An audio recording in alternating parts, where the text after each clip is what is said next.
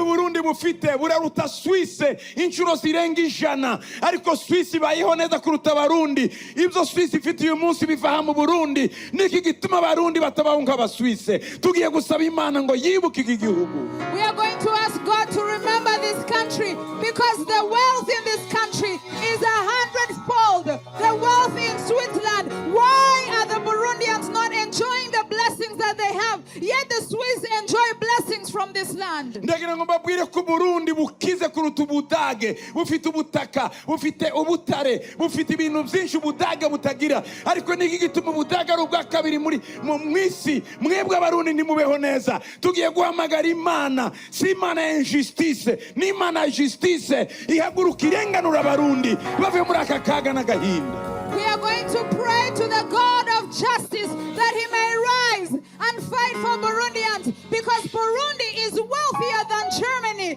Burundi has more resources than Germany, but Germany is the second in the world. Why shouldn't Burundians enjoy their blessings?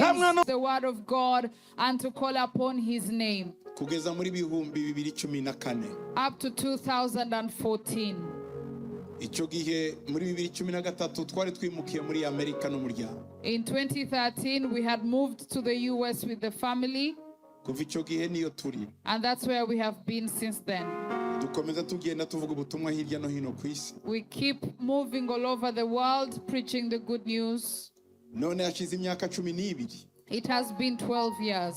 Turi muri 2026. We are now in 2026. Imana yongeye kutugarura muri iki gihugu. God has brought us back here in this country. Nyuma y'imyaka 12. After 12 years. Ndizera neza ko I believe Yamana iracari Yamana. the same God is still the same God today. Yamana idahinduka iracari Yamana. The God who does not change is still the same God. Yamana y'Abarundi iracari Imana y'u Burundi. The God of the Burundians and Burundi is still the same. Yamana yagize ikivuga kuri iki gihugu iracavugana no. The God who spoke something then, he will speak something today. Yamana yahamagaye u Burundi kabwinjiza mu muhamagaro iracahagaze na n'uyu mwana. The God who called Burundi then and led Burundi in its calling will do the same today. Yamana ifite amasezerano ahambaye ku Burundi iracakora kandi yiteguye kuyasohoza. The God who has great promises for Burundi still works and he will bring it to pass. Ndagira ngo mbabwire Abarundi aho muri mwese,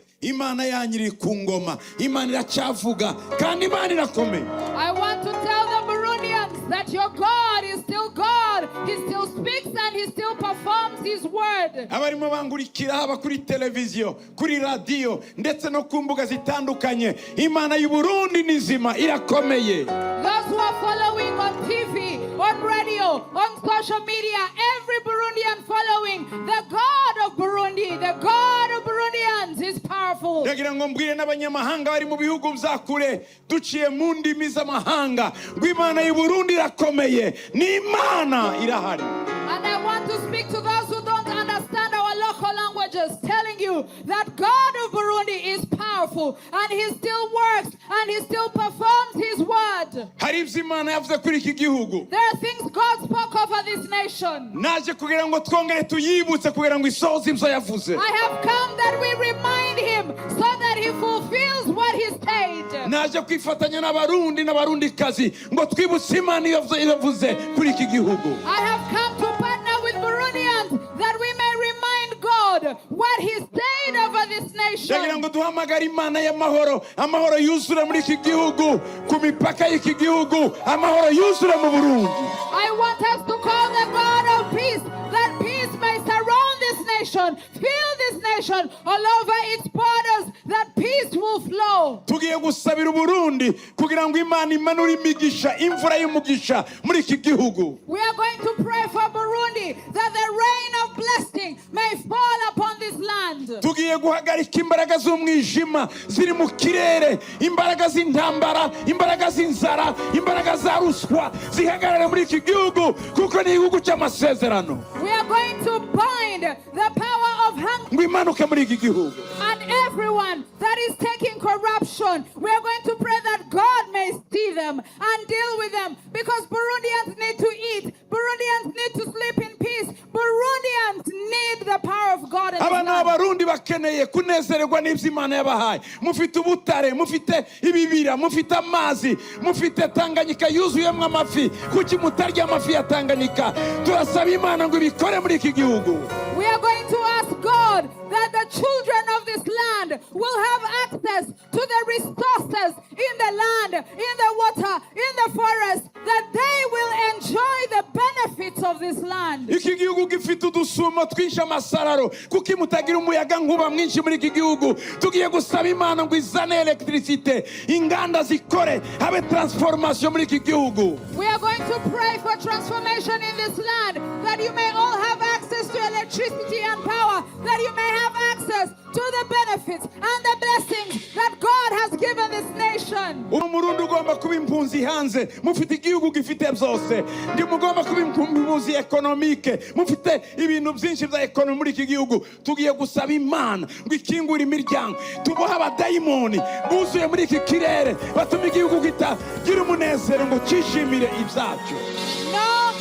No Burundian should live as a refugee, whether economic refugee or any other reason. You should be here enjoying your blessings. So we are going to bind every principality, every power in the realm against this nation that stops you from enjoying your blessings. Do you believe? And we will pray and God will hear. We are going to call God and He will move. We have seen this God move. We have seen the God who fulfills the promises. We have seen Him answer prayers. We are going to call Him the God of Elijah on Mount Carmel. We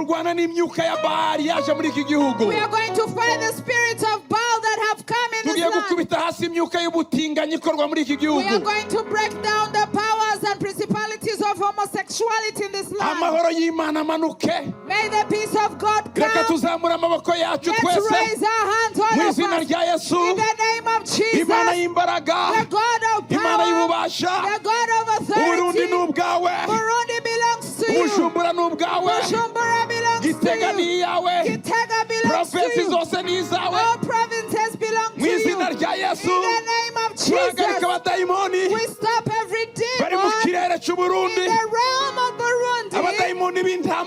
Demons of war. We stop them. We speak peace. Peace upon Burundi. Upon the land of Burundi. Burundi and Tanzania. Burundi and Congo. Burundi and Rwanda. We speak peace. Burundi and Zambia. We speak peace. The peace of Christ. Let it come down. We stop the spirit of war. No bloodshed of Burundians will be done here. Burundians have to live in peace and live together in peace and share the nation and share the king and share God and share land. In the name of Jesus. In the name of Jesus. We attack the spiritual realm. Every demon. We attack you. Release. The peace of Burundi.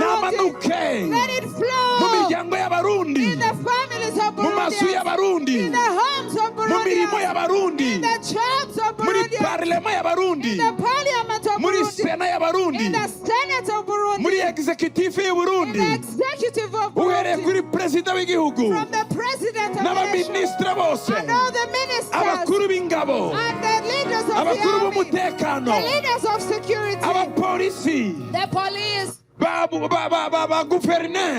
the governors. We are praying for all of them. Peace from heaven. Peace from heaven. Let it come down in this nation. We attack the spirit of stealing, of theft, of corruption. You spirit, you demon. We bind you. We bind you. We bind you. In the name of Jesus. Release. Release. wese, Let wealth reach every buri Burundian. murundi wese abona amarongo, Let every Burundian have babona icyo resources. kurya n'icyo Let kunywa, them have food and drink. abana bige, Let the children be amazu educated. yubakwe, Let houses be built. abantu bayabemo, Let people live mu in izina rya houses. Yesu, In the name of mu Jesus. izina rya Yesu. In the name of Jesus. Umwuka wa ruswa The spirit of corruption. turawukandagira, We trample on it. turawusenya, We break Turawu- it. Raise your hand.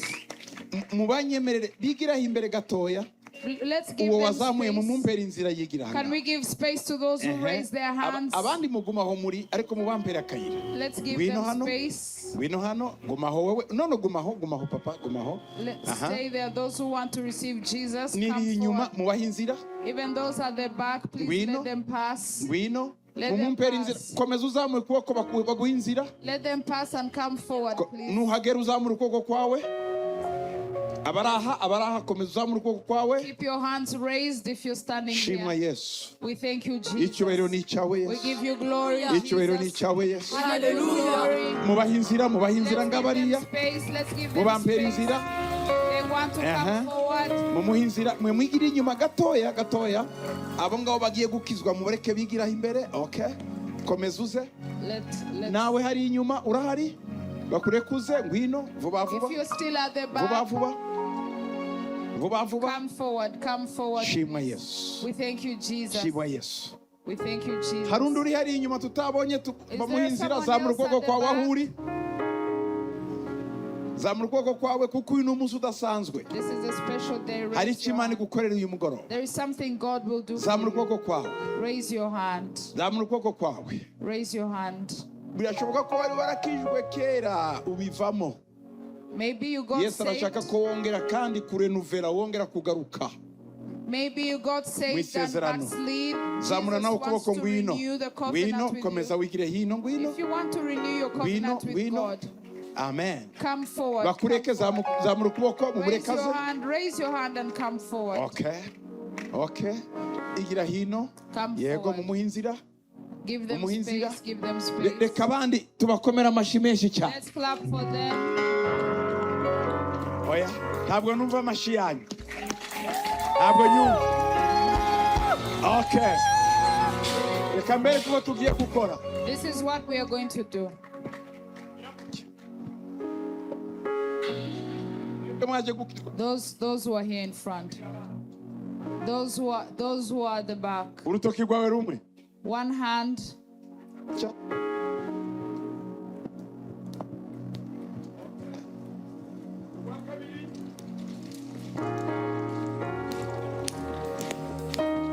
Rwa gatatu.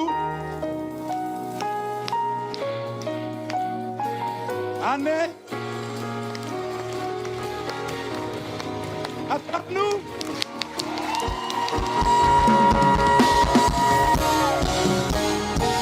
Hallelujah. Amen. Aba baje imbere gukizwa. Those who have come forward to get saved. Reka dusengane nawe. Let's pray with them.